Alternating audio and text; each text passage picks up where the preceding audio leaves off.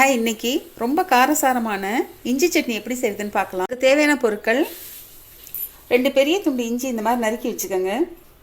சின்ன நெல்லிக்காய் அளவு புளி, 7 வரமிளகா, 2 ஸ்பூன் உளுந்தம்பருப்பு, 1/4 ஸ்பூன் இல்லைன்னா அரை ஸ்பூன் போல் வெல்லம், 1/4 மூடி தேங்காய், தேவையான அளவு உப்பு. இஞ்சி சட்னி செய்யறதுக்கு 2 ஸ்பூன் எண்ணெய் விட்டுக்கோங்க.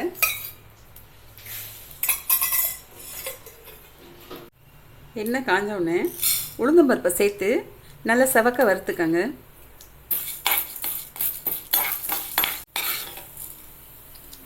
உளுந்து நல்லா செவந்துருச்சு. இப்போ வரமிளகாயை சேர்த்துக்கங்க. அடுப்பை சிம்மில் வச்சே வறுத்துக்கங்க. இது கூட இஞ்சியும் சேர்த்து நல்லா வதக்கிக்கங்க.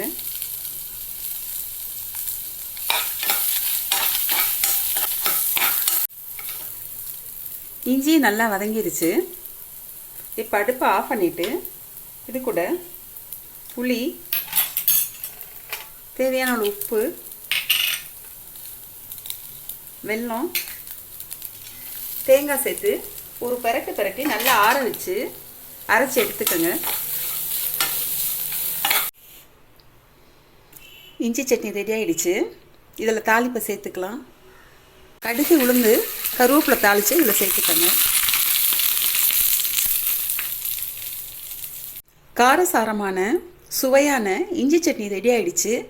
இதை உங்கள் வீட்டில் நீங்களும் செஞ்சு பாருங்கள்.